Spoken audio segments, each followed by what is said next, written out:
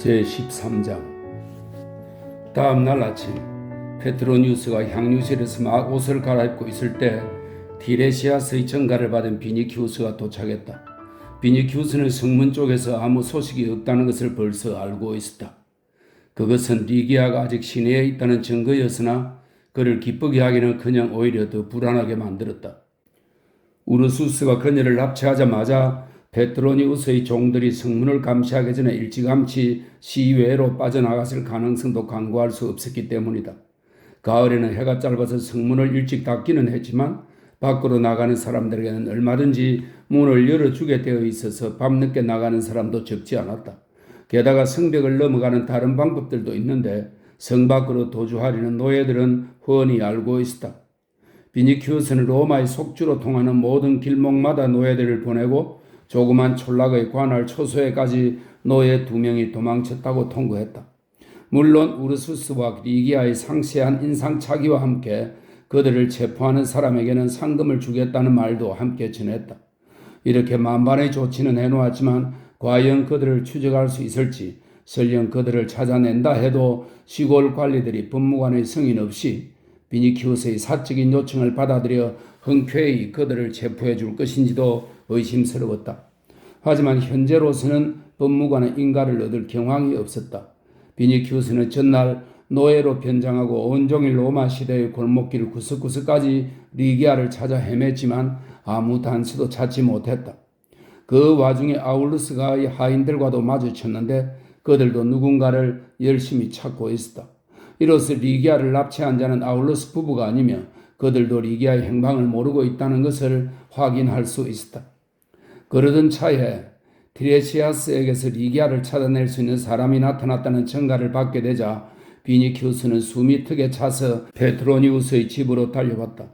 그는 삼촌에게 인사도 하는 둥 마는 둥 하고 그 사내에 대해서 묻기 시작했다. 이제 곧 그 사람을 만날 수 있을 것이다. 페트로니우스가 말했다. 에우니케가 잘 아는 사람이라는구나. 이제 곧 에우니케가 내 토가의 주름을 매만지기 위해 이리로 올 테니까 그 애한테서 자세한 것을 들어보자꾸나. 어제 제게 주시려고 했던 바로 그 처녀 말입니까?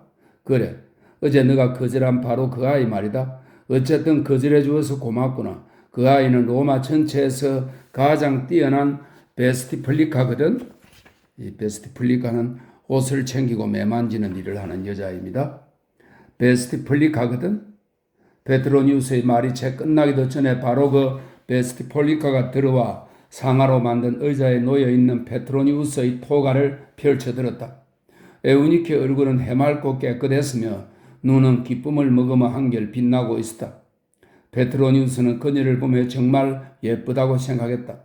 페트로니우스가 토가를 걸치자 에우니케는 온 매무새를 가다듬기 시작했다. 그녀는 토가의 주름을 잡기 위해 때로 몸을 굽히기도 했는데 그때마다 페트로니우스는 연분홍 장밋빛의 가늘고 긴 두 팔과 진주나 눈꽃처럼 투명한 광채를 지닌 새하얀 어깨와 앞가슴을 눈여겨보았다. 에우니케, 어제 너가 테레시아스에게 말한 사람이 도착했느냐? 네, 벌써 와 있습니다, 주인님. 그 사람 이름이 뭐지? 킬로니데스라고 합니다, 주인님. 뭐하는 사람이냐? 의사이면서 현자이고 사람의 운명을 읽고 예언하는 점술가이기도 합니다.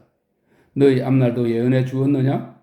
에우니케 얼굴이 금방 붉어졌으며 귀에서 목덜미까지 새빨개졌다. 네, 주인님. 그래, 뭐라고 하더냐? 고통과 행복을 맛보게 될 거라고 했습니다. 그래, 고통은 어제 테레시아스의 손에 맛보았으니 이제 행복이 찾아올 차례구나. 행복은 벌써 왔습니다, 주인님. 어떤 행복이냐? 이 댁에 계속 있을 수 있게 되었으니까요. 에우니케가 들릴 듯 말 듯 대답했다. 페트로니우스가 그녀의 금빛 머리카락 위에 손을 얹었다. 오늘은 주름을 정말 잘 잡았다. 내 마음에 쏙 드는구나, 에우니케야. 그의 손길에 에우니케의 눈동자에는 아련한 행복의 빛이 떠올랐고 가슴은 고동치기 시작했다. 페트로니우스와 비니키우스가 아트리움으로 가자 그곳에서 기다리고 있던 킬레니데스가 공손히 인사했다. 페트로니우스는 전날 이 사내가 에우니케의 애인일지도 모른다고 짐작했던 일을 떠올리고는 혼자 미소를 지었다. 지금 자신의 앞에 서 있는 남자는 아무리 보아도 누구의 애인이 될 만한 인물이 아니었다. 기묘한 행색은 어딘가 비열하기도 하고 우스꽝스럽기도 한 면이 뒤섞여 있었다. 아주 늙었다고는 할 수 없으나 지저분한 턱수염과 곱슬머리는 군데군데 하얗게 새었고 배가 쑥 들어간 데다 등이 굽었기 때문에 흡사 곱사등이처럼 보였다. 그 툭 붉어져 나온 등 위에는 원숭이 같기도 하고 여우 같기도 한 날카로운 눈매를 지닌 커다란 머리가 얹혀 있었다. 누런 피부에는 여드름이 많았는데 특히 코끝에 잔뜩 몰려있는 것으로 보아 술을 무척 좋아한다는 걸 알 수 있었다. 산양의 털로 만든 검은 튜닉과 구멍투성이의 외투를 아무렇게나 걸친 초라한 모습은 그가 정말 가난한 것인지 아니면 그런 척하는 것인지 알 수 없으나 남루하기 짝이 없었다. 그런 킬로를 보자 페트로니우스는 호메로스의 시에 나오는 테르시테스를 떠올렸다. 테르시테스는 트로이 전쟁 때의 그리스 추남입니다. 험담과 독설로 유명하며 아킬레스에게 살해당한 인물입니다. 테르시테스를 떠올렸다.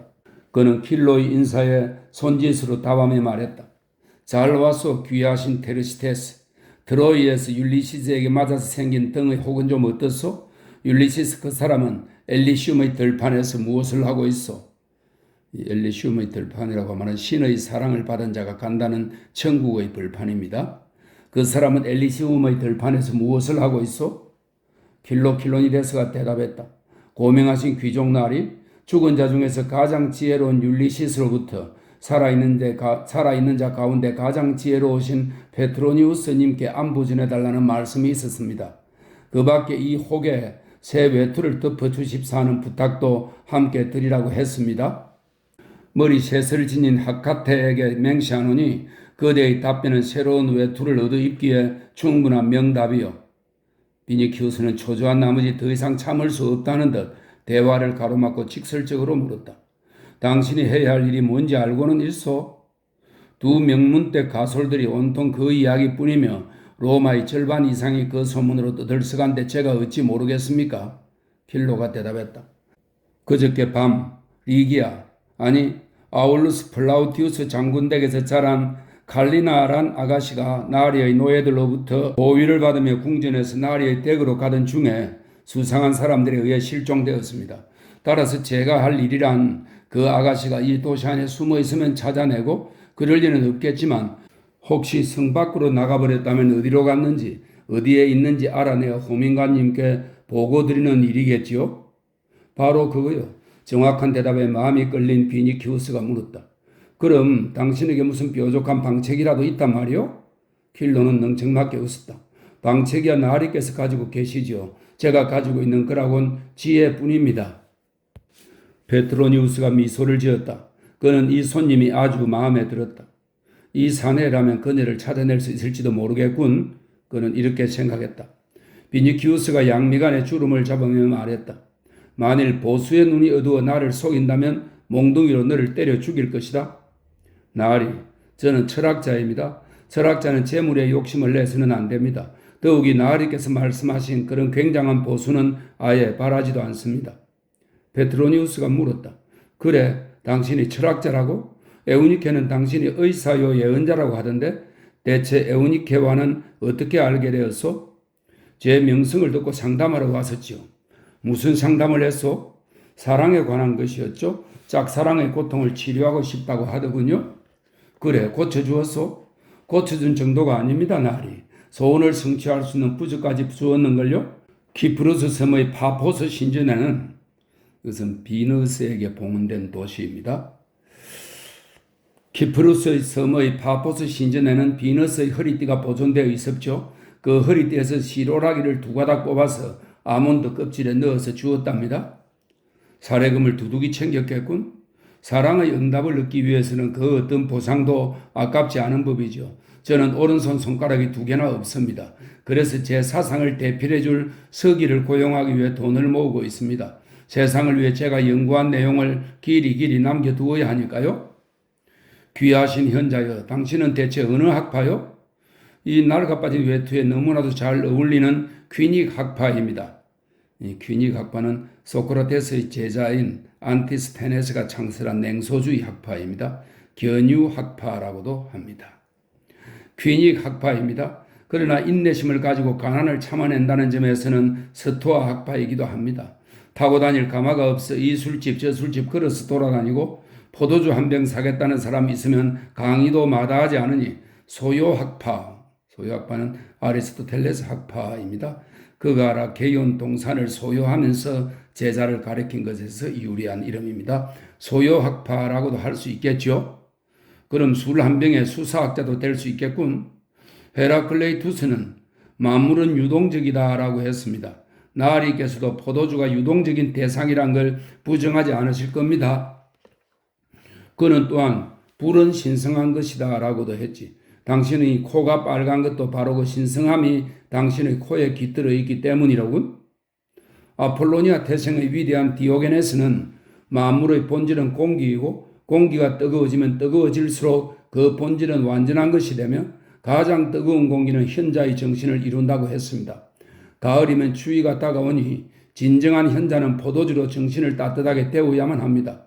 비록 카푸아나 텔레시아에서 생산된 싸구려 포도주라 해도 내일이면 죽을지 모를 덧없는 우리 인간의 몸뚱이를 뼛속까지 데워주는 데는 부족함이 없을 것입니다.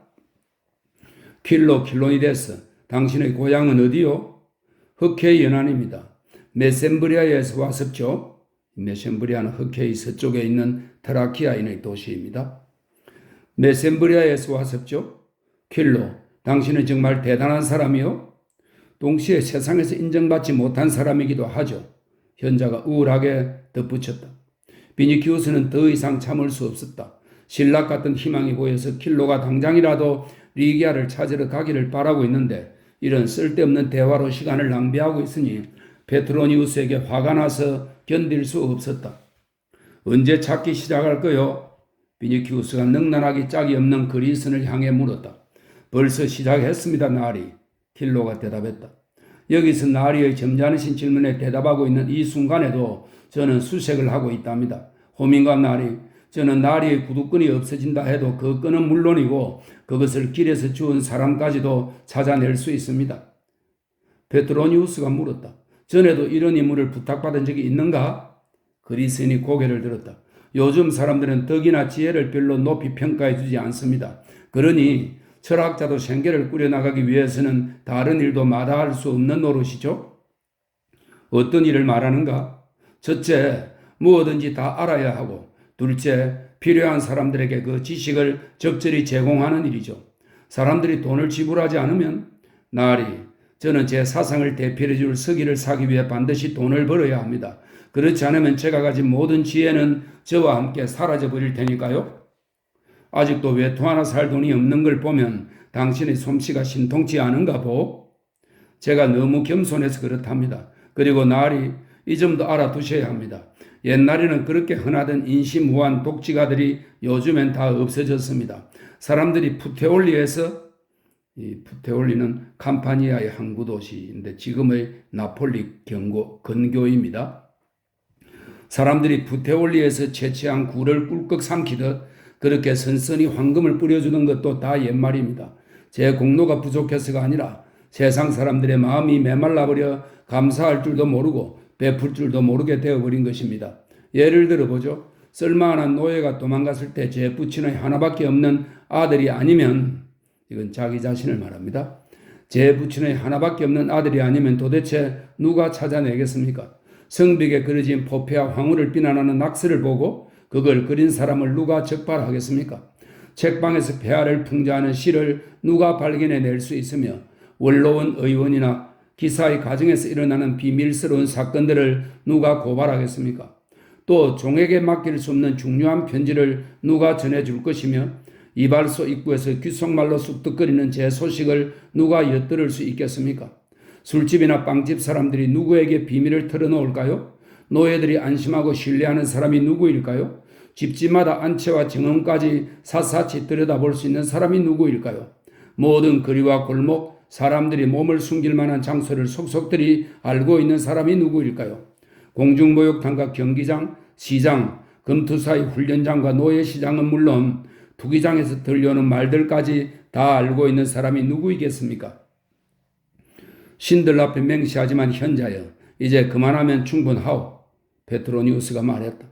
이대로 계속하다가는 당신의 공로와 덕, 지혜와 웅변에 우리는 을이 빠질 것만 같소. 당신이 어떤 사람인지 알고 싶었는데 그것으로 충분하오. 비니키우스는 기뻤다. 이 사람이라면 한번 흔적을 발견하면 사냥개처럼 끈질기게 쫓아가서 반드시 숨어있는 곳을 알아내리라. 됐어. 그래 뭐 더 필요한 게 있어? 무기가 필요합니다. 무기라고? 비니키우스가 놀라서 물었다. 그리스인은 한 손을 벌리고 다른 손으로는 돈을 세는 신용을 해 보였다. 세상이 워낙 흉흉했어요. 킬로가 한숨을 쉬며 말했다. 그러니까 당신은 황금 보따리를 짊어지고 요새를 점령했다는 당나귀처럼. 이 말은 아폴레이우스의 전기소설 황금 당나귀에 나오는 한 토막입니다. 그 당나귀처럼 되고 싶은 거로군. 페트로니우스가 말했다. 저는 가난한 철학자일 뿐입니다. 돈은 나으리들께서 가지고 계시죠? 킬로가 비굴하게 대답했다. 비니키우스가 돈 주머니를 던져주자 킬로는 손가락이 3개밖에 없는 오른손으로 공중에서 그것을 가뿐히 받았다. 그러고는 고개를 들면서 말했다. 저는 나으리들이 기대하고 계신 것 이상으로 이미 이 사건에 대해 많은 것을 알고 있습니다. 결코 빈손으로 돌아오지 않겠습니다. 아울루스는 절대로 그 아가씨를 빼돌리지 않았습니다. 그 집 노예들과 이야기해보면 금방 알 수 있죠. 그 아가씨는 팔라티움 궁에도 없습니다. 지금 궁전 안에서는 모두들 어린 황녀를 간호하느라고 경황이 없으니까요. 나으리들께서 순찰대나 황제의 건의병이 아니라 제 힘을 빌려 아가씨를 찾으시려는 이유도 대강 짐작하고 있습니다. 아가씨를 도망치게 한 것은 아가씨와 같은 나라에서 온 시종이라는 것도 알고 있습니다. 그자를 도와준 것은 노예들이 아닙니다. 노예들끼리는 서로 돕고 있으니까 호민관님 댁의 노예들과 싸우면서까지 그를 도와주었을 리가 없습니다. 그렇다면 그를 도운 것은 같은 종교를 가진 신자들일 것입니다. 들었니 비니키우스? 페트로니우스가 끼어들었다. 나도 똑같은 이야기를 하지 않았느냐? 영광입니다. 킬로가 대답했다. 그는 다시 비니키우스 쪽을 쳐다보며 말을 이었다. 실종된 그 아가씨는 로마의 모든 여성 중에서 가장 등망이 높으시며 정숙한 부인의 표본인 폼포니아와 동일한 신을 섬기고 있음에 틀림없습니다. 폼포니아가 낯선 신을 섬긴다고 가문에서 비난을 받았다는 사실도 알고 있습니다만 그것이 어떤 신인지 그 종교의 이름이 무엇인지는 그 집 하인들로부터 들어본 일이 없습니다. 먼저 그 신의 정체를 알아낸 뒤에 그 교도들이 모이는 곳에 가서 가장 열렬한 신자가 되어 그들의 신용을 얻어내겠습니다. 그런데 나리, 제가 들은 바로는 나리께서는 아울루스 당군 댁에서 열흘이 넘게 묵으셨다는데 무엇이든지 아는 게 있으면 제게 말씀해 주시지 않겠습니까? 아무것도 없어. 비니키우스가 말했다. 귀족 나으리들께서 제게 여러 가지 질문을 하셨고 또 저도 거기에 답해 드렸으니 이번에는 제가 하나만 여쭤볼까 합니다. 호민관님, 혹시 폼포니아나 리기아 같이 주변에서 조각상이나 재물이라든지 아니면 무슨 표지나 부적 같은 것을 보신 적이 없으십니까?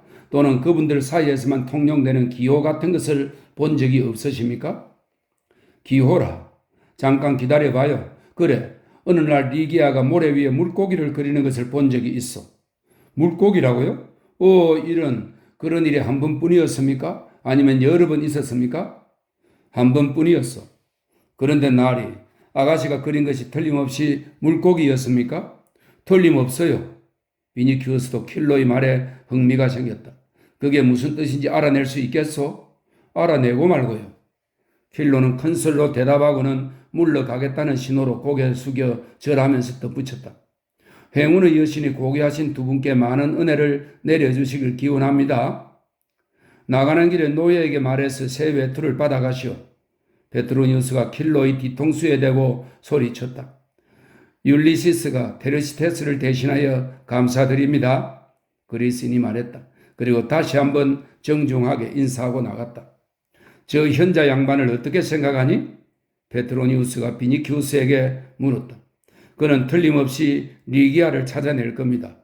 비니키우스가 기쁜 얼굴로 외쳤다.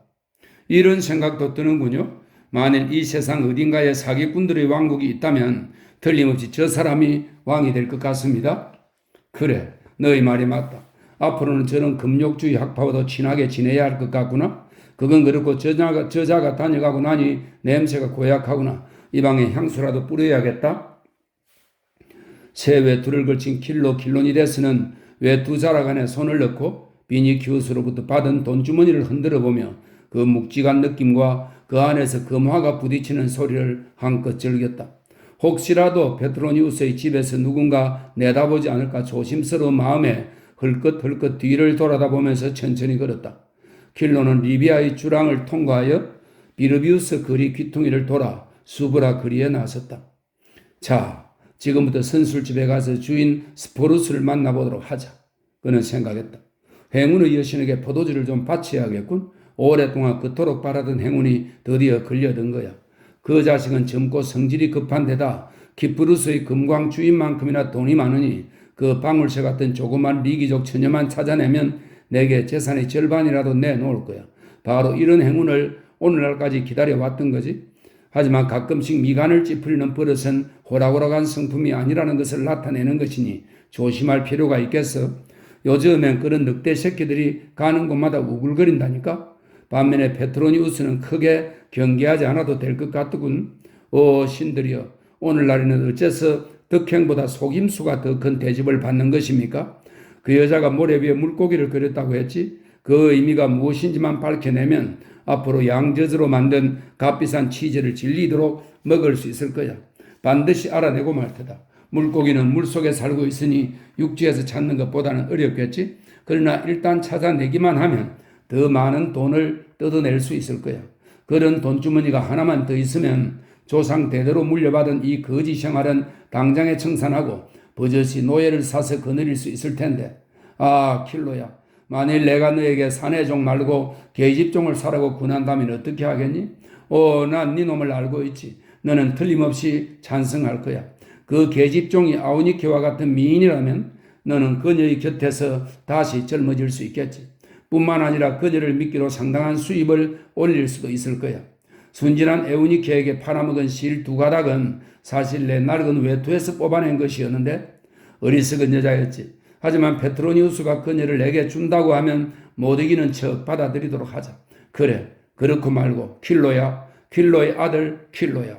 너는 너의 아비와 어미를 잃었다. 너는 외로운 고아인이 위안이 된다면 여자 노예라도 사들이려무나? 물론 여자가 생기면 어딘가에 살 곳을 장만해 주어야겠지. 아마 비니키우스가 집 한 채쯤은 빌려줄 거야. 그러면 너도 거기에 머물면서 그녀와 함께 지낼 수 있으리라. 여자에겐 고운 옷을 입혀 주어야 하지. 그래, 비니키우스가 여자의 옷값도 떼주고 먹을 것도 마련해 주리라. 하지만 인생이란 얼마나 힘겨운 것인지. 옛날에는 1오블루스만 있으면, 오블루스는 그리스의 화폐 단위인데 여기서는 한 푼이라는 뜻입니다. 1오블루스만 있으면 돼지 피개나 완두콩 따위를 양팔에 가득 안을 만큼 살 수 있었고, 염소 내장도 12살짜리 아이의 팔뚝만큼 길고 피가 가득 찬 싱싱한 것으로 살 수 있었는데 그 좋은 시절은 다 어디로 사라졌단 말인가. 벌써 도둑놈 같은 스포루스의 술집에 다 왔구나. 뭔가 정보를 얻으려면 술집이 최고라니까. 이렇게 속으로 중얼거리면서 킬로는 술집으로 들어가 최상품의 진한 포도주 한 병을 주문했다. 주인이 미심쩍다는 눈치를 보이자 그는 주머니에서 금화 한 잎을 꺼내어 테이블 위에 올려놓고 말했다. 스포루스, 나는 오늘 새벽부터 정오까지 세네카와 함께 일을 했네. 이건 그 친구가 헤어질 때 내게 준 거야. 스포루스의 동그란 눈망울이 더욱 둥그레졌다. 주문한 포도주가 킬로의 앞에 놓였다. 킬로가 포도주에 손가락을 적셔 테이블 위에다 물고기를 그리며 물었다. 이게 무슨 뜻인지 알겠나? 물고기 아니야. 물고기가 물고기지 뭐란 말인가? 이런 바보 같으니. 물고기가 헤엄쳐도 될 만큼 포도주에 물을 잔뜩 섞어 파는 놈이 이것도 모르나? 이것은 하나의 상징이야. 철학적인 용어로 말하자면 행운의 미소라는 거지. 만일 자네가 이 그림의 의미를 알아맞히면 자네에게는 당장의 행운이 찾아들 거야. 내 말을 잘 새겨 듣게나. 이제부터라도 철학을 좀 공부하게. 그렇지 않으면 이제 자네 술집에는 오지 않겠네. 나의 막역한 친구인 페트로니우스도 이미 오래전부터 내게 단골 술집을 바꾸라고 충고했거든. 제14장. 그 후 며칠 동안 킬로는 좀처럼 모습을 드러내지 않았다. 비니키우스는 리기아 역시 자기를 사랑하고 있다는 악태의 말을 들은 뒤부터 그녀에 대한 갈망이 훨씬 강해져서 백방으로 찾아다녔다. 황제는 황녀의 용태 때문에 고뇌에 빠져 있어 도움을 기대하지도 청할 수도 없는 상황이었다. 각 신전에 바친 제물도 기도도 서원도 의술도 마지막 희망으로 매달린 주술도 아무 효험이 없었는지 일주일 후 황녀는 그만 세상을 떠났고 궁정과 온 로마가 슬픔으로 뒤덮였다. 황녀가 탄생했을 때 너무나도 기쁜 나머지 미칠 지경이 되었던 황제는 이번에는 너무도 절망한 나머지 또다시 미칠 지경이 되어 꼬박 이틀 동안 아무것도 먹지 않고 방 안에만 틀어박혀 지냈다.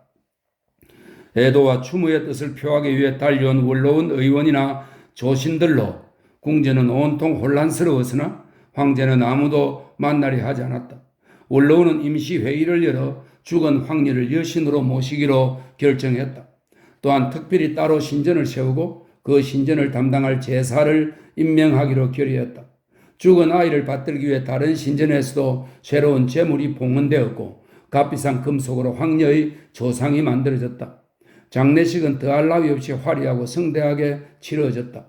장례식에 참석한 군중은 비탄에 잠겨있는 황제의 모습에 감동되어 황제와 더불어 눈물을 흘렸다. 하지만 그들의 관심은 온통 문상객들에게 황제가 내려줄 하사품에 쏠려 있었으며 무엇보다도 좀처럼 보기 힘든 호화로운 장례식을 구경하는 재미에 흠뻑 빠져 있었다. 페트로니우스는 황녀의 죽음에 불길함을 느꼈다. 포페아가 어린 황녀의 죽음이 저주를 받았기 때문이라고 주장하는 것은 온 로마가 다 알고 있는 사실이었다. 의사들은 자기들의 노력이 헛사로 돌아간 데 대한 변명으로 황후의 주장에 적극 동조했다. 재물의 효험을 보여주지 못했던 제사장들, 죽음을 당할까봐 겁에 질린 주술사들, 그리고 보통 시민들까지 가세했다. 일이 이쯤 되자 페트로니우스는 오히려 리기아의 실종을 다행스럽게 여겼다. 그는 아울루스 가문의 재난이 닥치지 않기를 바랐고 자기나 비니키우스의 신변도 걱정하지 않을 수 없었던 것이다. 상중임을 알리기 위해 팔라티움 궁전 앞에 놓았던 사이퍼러스 나무가 치워지기 무섭게 페트로니우스는 원로원 의원이나 조신들을 위해 마련된 접견실로 향했다. 네로를 직접 만나 황제가 리기아의 주술에 관한 소문을 얼마만큼 믿고 있는지를 알아내고 그로 인해 야기될 수 있는 불행한 결과를 막아야겠다고 결심했던 것이다. 네로의 댐댐이를 잘 아는 페트로니우스는 본래 네로가 주술 따위는 믿지 않는 사람이란 것을 알고 있었다.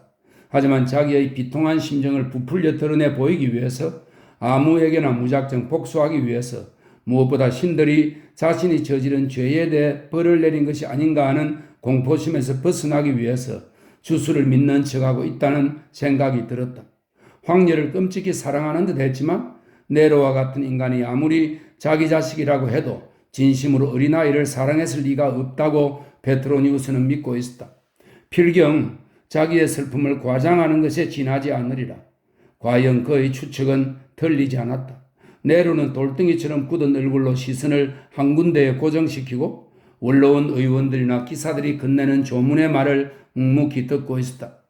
괴로움에 허덕이는 척 하면서도 고뇌하는 자신의 모습이 측근들에게 어떤 인상을 줄까 신경을 곤두세우고 있는 속셈이 뻔히 보였다. 니오베를 흉내내면서 이 니오베는 14명의 자식을 둔 것을 자랑하다가 레토 여신의 노염을 사 아이들이 모두 살해당하고 자신도 제우스에 의해 돌이 되었으며 그 후에도 계속 눈물을 흘렸다고 하는 전설 속 인물입니다. 니오베를 흉내내면서 마치 무대에 선 배우처럼 자식 잃은 어버이의 슬픔을 그럴듯하게 연기하고 있다는 것을 알아챌 수 있었다. 하지만 네로에겐 끈기가 부족했다. 화석이 된 듯 꼼짝 않고 말없이 앉아있기가 힘들었는지 때때로 머리 위에 흙을 뿌리는 신용을 하기도 하고 이따금 땅이 꺼지게 긴 한숨을 쉬기도 했다. 네로는 페트로니우스를 보자마자 벌떡 일어서서 비극의 주인공과도 같은 어조로 참석한 사람들 모두에게 들리도록 커다랗게 말했다. 아, 황녀의 죽음은 모두 너희 탓이다. 너희 권유에 따라 악령을 이 궁전 안으로 불러들였고 그 악령이 한번 노려본 것만으로 아이의 가슴에서 생명을 빼앗아간 거야.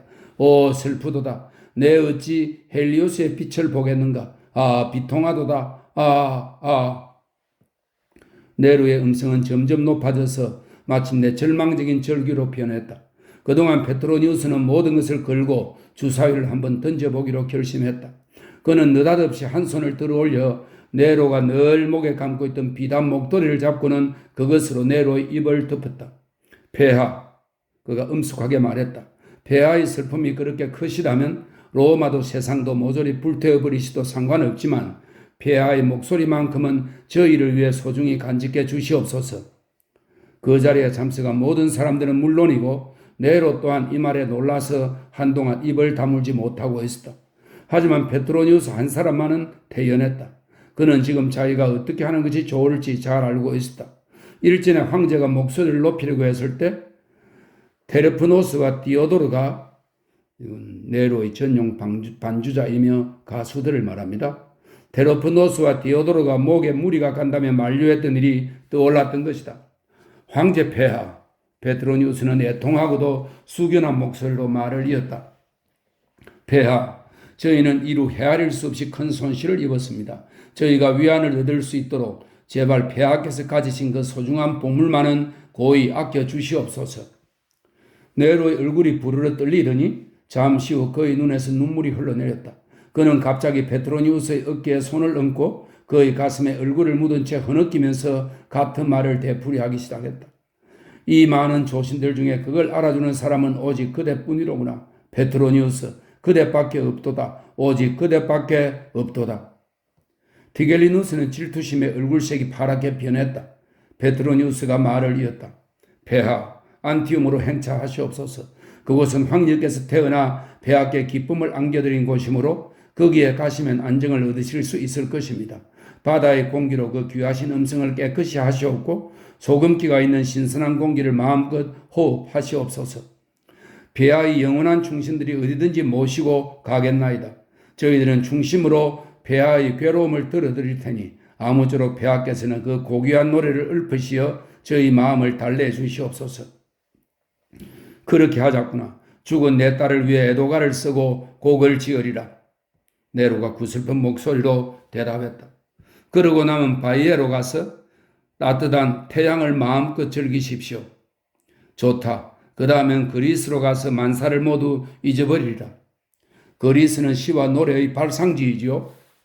태양을 가리고 있던 구름이 차츰 그치듯이 돌처럼 굳어져 있던 네로의 우울한 기분이 점차 풀리기 시작했다.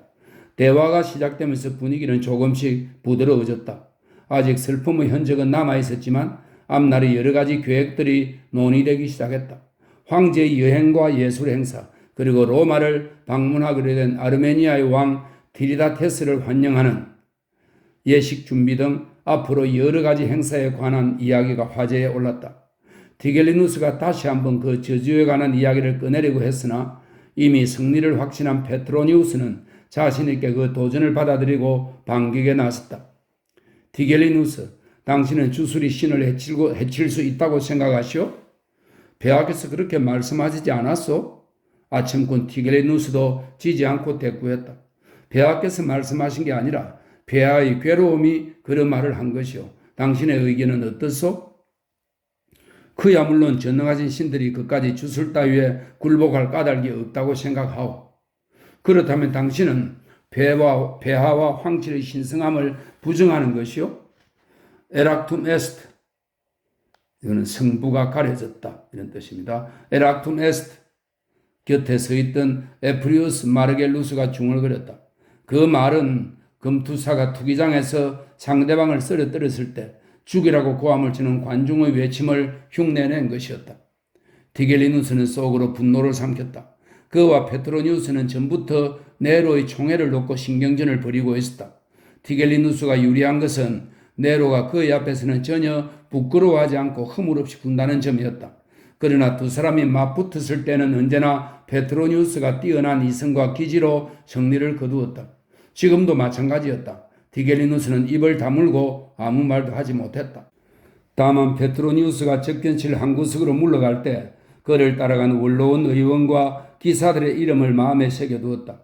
그들은 페트로니우스가 황제의 제일 가는 총신이 될 거라고 생각하고 그의 주위로 몰려들고 있었다. 궁전에서 나온 페트로니우스는 비니키우스의 집으로 가서 황제와 티겔리누스의 일을 들려주었다. 이제 위기는 지나갔다. 아울루스와 폼포니아 그리고 우리 두 사람뿐만 아니라 리기아도 위험에서 벗어나게 된 거지. 앞으로 황제의 부하들이 리기아를 찾는 일은 없을 거야. 내가 붉은 수염을 설득해서 안티움과 네아폴리스, 바이에에 가보라고 했으니까 아마 그렇게 할 게다. 아직 로마에서는 용기를 못 내고 있지만 전부터 네아폴리스에 가서 무대에 올라 군중 앞에서 공연을 하고 싶어 한다는 것을 알고 있었거든. 뿐만 아니라 네로는 그리스에서의 공연도 꿈꾸고 있어. 그곳의 모든 유명한 도시에서 시를 낭송하고 그리스인들이 바치는 월계관을 쓰고 개선 장군처럼 의기양양하게 로마로 돌아오겠다는 속셈이지. 그동안에 우리는 남몰래 리기아를 찾아내서 안전한 곳에 숨겨두는 거야. 그건 그렇고 그 고매하신 철학자께서는 아직 나타나지 않았느냐? 삼촌께서 존경에 맞이 않으시는 그 철학자는 사기꾼입니다. 그러니 그가 이곳에 올 리가 있겠습니까? 아마 두 번 다시 나타나지 않을걸요. 절대로요. 나는 그를 좀 더 높게 평가하고 있단다. 그의 성실성은 믿을 수 없지만 지혜는 믿을만 하니까. 한번 너희 주머니를 틀어갔으니 다시 한번 단물을 빨기 위해서 반드시 또 올 게다. 그놈들은 내가 그놈의 피를 빨아먹을 것이라고 경고해 하겠습니다. 아니, 그런 짓은 하지 마라. 그가 사기꾼이라는 확실한 증거를 잡을 때까지는 경솔하게 굴어서는 안 된다. 이제 더 이상 돈은 주지 마라. 대신 확실한 소식을 가져오면 더 많은 포상을 하겠다고 약속하거라. 그런데 너에게 무슨 뾰족한 수라도 있니? 님피디우스와 데마스라고 하는 해방 노예 둘이 60명의 노예들을 데리고 리기아를 찾고 있습니다. 그녀를 발견하는 노예는 해방시켜 주겠다고 약속했죠. 그리고 로마로 통하는 모든 도로에 따로 노예들을 보내어 여관과 주점을 샅샅이 뒤지고 있습니다. 저도 행여 길에서 만날지도 모른다는 생각에 밤낮으로 찾아다니고 있고요. 무슨 소식이든지 알게 되면 곧장 내게 알려다오. 나는 안티움에 가야 하니까. 네, 알겠습니다. 만약 어느 날 아침 눈을 떴을 때 그깟 계집애 하나 때문에 이렇게 고통받으며 괴로워할 필요가 없다는 생각이 들거든 곧장 안티움으로 오너라. 그곳에는 여자나 향락거리가 얼마든지 있으니까. 비니키우스는 초조한 걸음으로 방 안을 서성거렸다. 페트로니우스가 잠시 그를 쳐다보더니 입을 열었다. 솔직하게 말해보렴. 정신 나간 사람처럼 흥분해서 혼자 중얼대지 말고 분별 있는 자가 친구에게 털어놓듯 그렇게 차근차근 말해보라 말이야. 아직도 시종일관 리기아를 사랑하느냐? 비니키우스는 갑자기 발걸음을 멈추고 생전 처음 보는 낯선 사람을 보듯 페트로니우스를 쳐다보았다. 그러고는 다시 걷기 시작했다. 무엇인가 가슴 속에서 폭발하려는 것을 가까스로 꾹 참고 있는 듯 했다. 자신의 무력감과 슬픔, 분노, 리기아에 대한 참을 수 없는 그리움이 그의 두 눈에 눈물을 맺히게 했다. 비니키우스의 눈물은 그 어떤 웅변보다 강하게 페트로니우스의 마음을 두드렸다. 페트로니우스는 골똘히 생각에 잠겼다가 입을 열었다. 세상을 어깨에 짊어지고 있는 자는 아틀라스가 아니라 여자로구나. 그들은 세상을 공처럼 가지고 논단 말이야. 그렇습니다. 비니키우스가 대답했다. 두 사람이 막 작별 인사를 하려는데 한 노예가 와서 킬로니데스가 나리를 뵙기 위해 현관에서 기다리고 있다고 말했다. 비니키우스는 즉시 들어오게 하라고 명령했다. 그것 보렴. 내 말이 맞았지? 헤라클레스에게 맹세하는데 침착하게 굴어야 한다. 그렇지 않으면 너가 녀석을 주무르는 게 아니라 거꾸로 녀석에게 말려들게 될 테니까. 안녕하십니까 호민관님. 그리고 페트로니우스 나리. 길로가 안으로 들어서며 말했다. 두 분의 행복이 두 분의 명성과 함께 하시기를 바랍니다. 그 명성이 헬라클레스의 기둥에서부터, 이 말은 현재의 지브롤타 해협을 뜻합니다. 헬라클레스의 기둥에서부터 아루사키데의 국경에, 아루사키데는 파르티아 최초의 왕인 아루사케스의 자손들, 즉 왕가들을 말합니다. 왕의 가족들. 헬라클레스의 기둥에서부터 아루사키데의 국경에 이르기까지 온 세상에 널리 떨치시옵기를 바랍니다. 어서 오시오 뜻과 지혜의 화신이여. 페트로니우스가 대답했다. 비니키우스가 애써 냉정을 가장하며 물었다. 무슨 소식이라도 가져왔소? 첫 번째 방문 때 저는 나리들께 희망이라는 선물을 가져왔습니다. 지금 저는 그 아가씨를 반드시 찾을 수 있다는 확정을 가지고 왔사옵니다. 그러니까 아직 찾지는 못했단 말이오? 네, 나리. 하지만 저는 그 아가씨가 그렸다는 기호의 뜻을 알아냈습니다. 아가씨를 납치해 간 자들이 어떤 자들인지, 또 어떤 신을 믿고 있는 자들을 수소문하면 찾을 수 있는지도 알아가지고 왔습니다. 의자에서 벌떡 일어나려는 비니키우스를 페트로니우스가 어깨를 눌러 제지했다. 그리고는 킬로를 향해서 말했다. 어디 말해보시오. 나리, 아가씨가 모래 위에 물고기 한 마리를 그렸다는 것은 정말 확실한 것입니까? 그렇소. 비니키우스가 토해내듯이 대답했다. 그렇다면 그 아가씨는 그리스도교 신자이고 그녀를 데려간 사람들도 그리스도교 신자들입니다. 한순간 침묵이 흘렀다. 킬로, 내 말을 잘 들으시오. 마침내 페트로니우스가 입을 열었다. 내 조카는 만일 당신이 그 처녀를 찾아주기만 하면 당신에게 상당한 액수의 돈을 줄 생각이오. 하지만 만일 당신이 속이려고 든다면 상당한 수의 채찍질을 준비하고 있어. 먼저의 경우라면 당신은 대필시킬 노예를 한 명이 아니라 3명도 고용할 수 있겠지만 나중의 경우라면 7현인의 철학에다 당신의 철학을 합해도 상세에 바를 고약값을 댈 수 없을 거요. 나리, 그 아가씨는 틀림없이 그리스도교 신자입니다. 그리스인이 외쳤다. 잘 생각해 보시오, 킬로. 당신은 어리석은 사람이 아니질 않소? 율리아 실라나와 칼비아 크리스피날라가 폼포니아를 그리스도교 신자라면서 비난했다는 사실을 우리는 알고 있소이다. 또한 우리는 문중에 의해서 그 비난이 전혀 근거가 없다는 판정을 내렸다는 것도 알고 있소. 그런데 이제 와서 당신이 그 문제를 다시 들추어내서 말썽을 일으키겠다는 거요? 그 말은 폼포니아뿐 아니라 리기아까지 인류의 적이라는 이야기지 않소. 그들이 당나귀 머리를 숭배하면서 분수나 샘물에 독을 풀어다니고 어린아이들을 학살하며 이 세상에서 가장 방탕한 짓을 하는 불황자들과 한패라는 말을 우리 보고 믿으라는 거요? 자, 잘 생각해 봐요, 킬로. 당신이 주장하는 논지가 반론이 되어 당신의 등에 비수처럼 꽂힐지도 모르잖소? 킬로는 말도 안 된다는 듯이 두 손을 활짝 열어 보이며 이렇게 덧붙였다. 나으리, 다음 문장을 그리스로 읽어보십시오. 예수 그리스도는 하나님의 아들이고 구세주이다. 그래, 읽었어. 그래, 뭐 어쨌단 말이요? 이번엔 그 말의 머리 글자를 하나씩 떼어 한 단어를 만들어 보십시오. 이크투스. 이크투스는 그리스로 물고기란 뜻입니다. 이크투스. 페트로니우스는 소스라치듯 놀랐다. 그렇습니다. 그래서 물고기가 그리스도교 신자들의 암호가 된 것입니다. 킬로가 자신만만하게 말했다. 잠시 침묵이 흘렀다. 그리스도인들이 내린 결론이 너무나 뜻밖인지라 두 사람은 놀라움을 금할 수가 없었다. 비니키우스, 너가 잘못 본 게 아니냐? 리기아가 그린 게 정말 물고기가 틀림없니? 페트로니우스가 물었다. 지하에 있는 모든 신들을 걸고 맹세합니다만 제 말이 사실이 아니라면 미친놈이라는 소리를 들어도 좋습니다. 만일 그녀가 새를 그렸다면 새라고 말했을 것입니다. 젊은이는 화를 내며 말했다. 그러니까 그 아가씨는 그리스도 교도입니다. 킬로가 되풀이했다. 페트로니우스가 입을 열었다. 그렇다면 폼포니아와 리기아가 우물에 독을 타고 거리에서 아이들을 잡아 죽이며 방탕한 짓거리를 한단 말이냐? 말도 안 된다. 비니키우스, 너는 나보다 그 집에 오래 있지 않았니? 내 비록 그 집을 방문한 것은 잠시 동안이지만 아울루스와 폼포니아를 비롯해서 리기아까지도 어떤 사람들인지 잘 알고 있단다.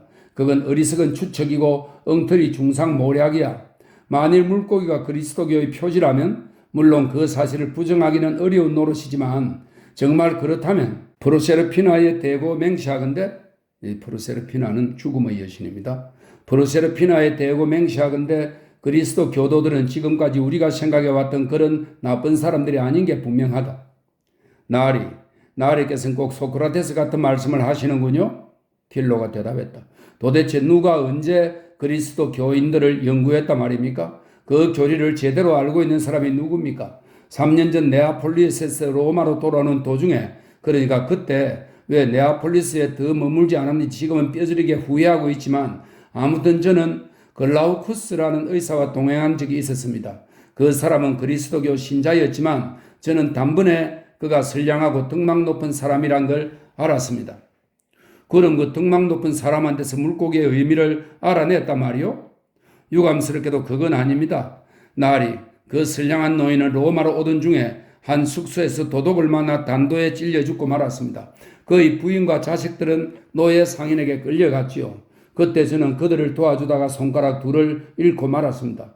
제가 들은 바에 의하면 그리스도교 신자에게는 기적이 일어나기도 한답니다. 그러니 제 손에 다시 손가락이 돋아나기를 바랄 뿐입니다. 그게 무슨 말이요? 그럼 당신이 그리스도교 신자가 되었단 말이요? 네, 나으리 바로 어제부터입니다. 저를 그렇게 만든 것은 바로 물고기였습니다. 두고 보십시오. 그 물고기가 얼마나 큰 효험이 있는지. 며칠 안에 저는 그리스도 교도들의 모든 비밀을 밝혀내기 위해서 가장 독실한 신자가 될 것입니다. 모든 비밀이 밝혀지고 나면 아가씨가 계신 곳도 알게 되겠죠. 그렇게 되면 제가 지금 믿고 있는 그리스도교는 제가 오랫동안 신봉해온 철학보다 훨씬 더 큰 돈벌이가 될 것입니다. 저는 메르쿠리우스 신께 맹세했습니다. 메르쿠리우스 신은 신들의 전령입니다. 심부름꾼이라는 의미도 있답니다. 메르쿠리우스 신께 맹세했습니다. 만일 그 신이 아가씨를 찾도록 도와만 준다면 크기도 나이도 같은 어린 암소 2마리를 잡아 뿔에다 번쩍번쩍 금까지 입혀서 바치겠다고 말입니다. 그렇다면 당신이 어제부터 믿게 된 그리스도교나 오래전부터 지켜온 철학은 메르쿠리우스 신을 믿는 걸 허용한단 말인가? 저는 언제든지 믿을 필요가 있는 것만 믿습니다. 이것이 제 철학이며 이 철학은 메르쿠리우스 신의 마음에도 꼭 들 것입니다. 그런데 애석하게도 두 분 나으리께서도 잘 아시는 바와 같이 메르쿠리우스는 의심이 많은 신입니다. 저처럼 청렴한 철학자의 약속도 믿지 못하고 어린 암소를 미리 바치라고 할지도 모릅니다. 그런데 그 비용이 굉장히 많이 들 것 같습니다. 누구나 세네카처럼 돈이 많은 것은 아니니 제 처지로는 도저히 그 비용을 마련하기가 힘들군요. 만일 비니키우스 나으리께서 약속하신 액수 중에 얼마쯤이라도 미리 지불해 주신다면 모를까요? 한 푼도 안 되겠소, 킬로. 베트로니우스가 말했다. 한 푼도 말이요? 비니키우스는 당신이 기대하는 것보다 더 많은 상금을 주겠지만 그건 당신이 리기아를 찾았을 경우에 한해서요. 다시 말해 리기아가 숨어있는 곳을 우리에게 알려주었을 때의 이야기라 말이요. 메르쿠리우스 신만 하더라도 어린 암소 2마리쯤은 외상으로 해줄 것이요. 하긴 그 신이 별로 그러고 싶어하지 않는다 해도 어쩔 수 없는 일이겠지만 말이요. 내가 보기엔 바로 그 점 때문에 그 신이 현명한 거요. 고귀하신 나으리, 제 말 좀 들어주십시오. 제가 발견한 것은 매우 중요한 것입니다. 물론 아직까지 아가씨를 찾지는 못했습니다만 찾을 수 있는 단서를 발견했거든요.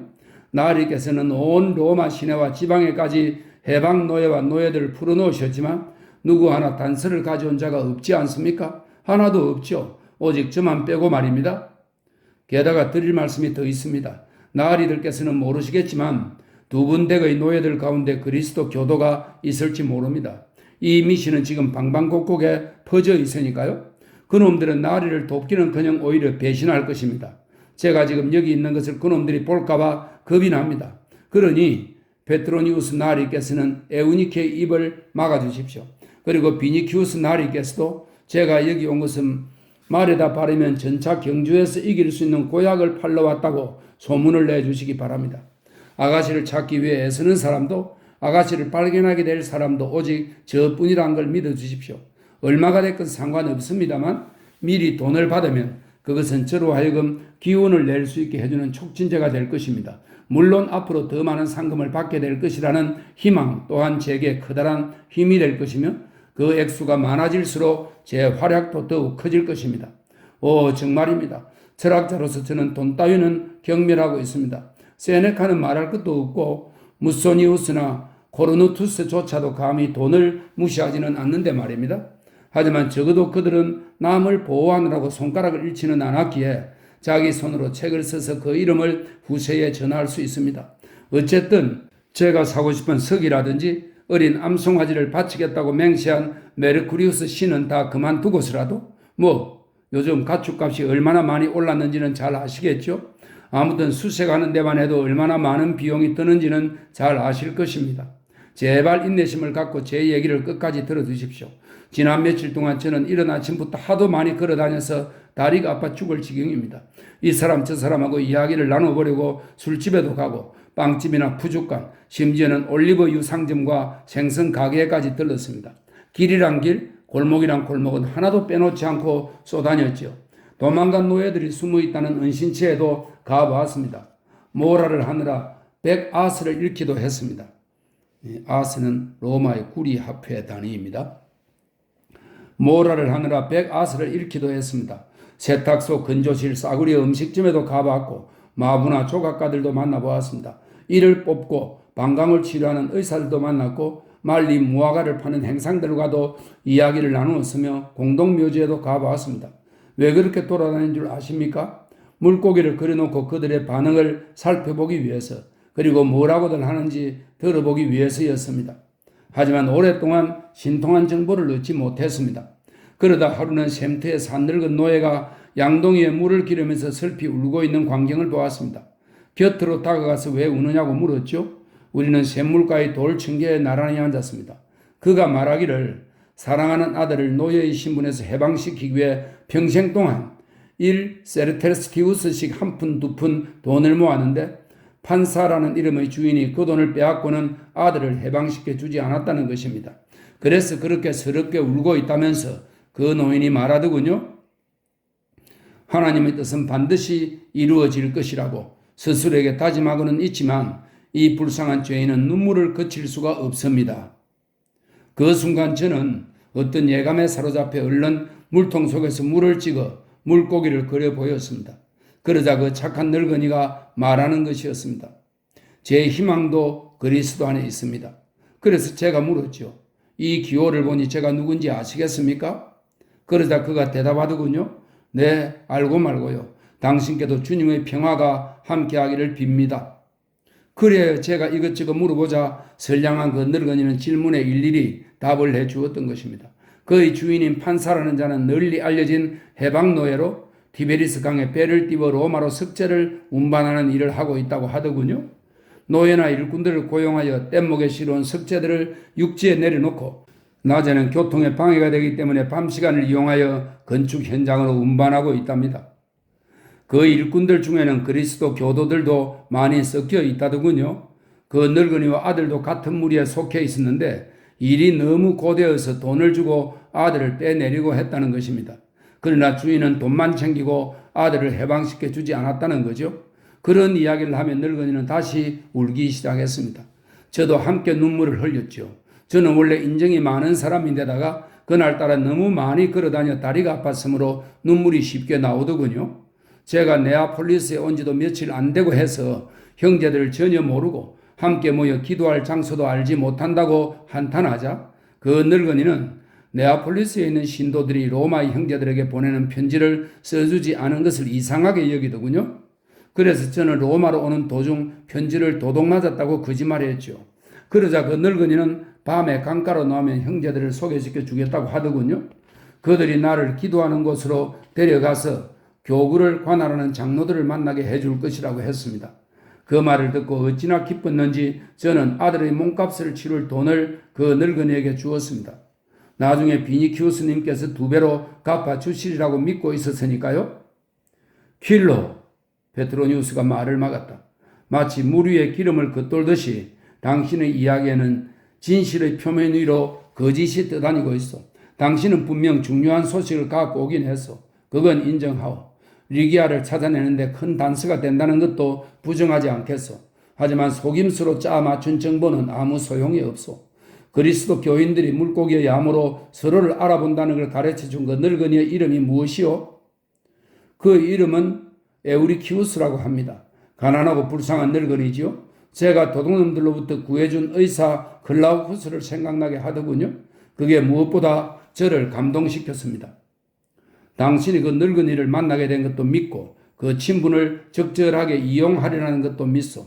다만 당신이 그에게 돈을 주었다는 말은 믿을 수 없소. 당신은 필경 한 푼도 주지 않았소. 그렇지 않소? 네. 하지만 그가 양동이에 물을 길어 올리는 것을 도와주고 또 그의 아들에 대해 위로의 말도 해주었습니다. 네, 맞습니다. 아무튼 페트로니우스 나리의 날카로운 통찰력 앞에서는 절대로 속임수를 쓸 수가 없군요. 네, 말씀대로 돈은 주지 않았습니다. 하지만 마음속으로 또 머릿속으로는 주었습니다. 그 노인네가 만약 철학자였다면 그 정도로 충분했을 것입니다. 제가 그렇게라도 한 것은 한번 인연을 맺어 놓으면 반드시 필요하고 요긴하게 서일이라는 것을 알고 있었기 때문입니다. 나리, 생각해 보십시오. 제가 그렇게 했기 때문에 그리스도교 신자들을 한꺼번에 만날 기회를 얻게 되었고 그 연줄 덕분에 그들의 신뢰를 얻게 되지 않았습니까? 그 말은 맞소. 다만 실제로 그 노인에게 돈을 주었어야 했소. 베트로니우스가 대답했다. 그래서 오늘 제가 여기 온 것입니다. 실제로 그에게 고마움을 표시할 돈을 마련하려고요. 베트로니우스가 비니키우스를 돌아보았다. 이 사람에게 5천 세스테리티우스를 주도록 해라. 단 마음속으로 그리고 머릿속으로만. 비니키우스가 대답했다. 당신에게 하인을 한 명 붙여주리다. 그 하인이 필요한 돈을 당신에게 줄 것이요. 에우리키우스 노인에게는 그 하인을 당신의 노예라고 말하고 그 노예가 보는 앞에서 노인에게 돈을 주시오. 중요한 소식을 가지고 왔으니 당신에게는 이보다 2배나 더 많은 보상을 하리다. 저녁 때 하인과 돈을 가지러 다시 오시오. 날이야말로 진정한 황제이십니다. 킬로가 말했다. 제가 앞으로 철학책을 내게 되면 날이께 헌정할 수 있도록 허락해 주십시오. 하지만 오늘 밤에는 우선 돈만 주십시오. 에우리키우스의 말로는 지금은 뗏목에서 모든 짐을 다 내렸고 다른 뗏목들이 오스티움에서 오기를 기다리고 있답니다. 그러니 며칠 기다려야 될 것 같습니다. 두 분께 주님의 평화가 있으시길. 이것은 그리스도교 신자들이 헤어질 때 주고받는 인사말입니다. 저도 이제 여자 노예를, 말을 잘못했군요. 남자 노예를 한 명 살 수 있겠군요. 물고기는 미끼로 잡고 그리스도 교도들은 물고기로 낚느니라. 팍스 보비스쿰 팍스. 이 말은 두 분께 평화가 있으시길. 평화라는 뜻입니다. 팍스 보비스쿰 팍스.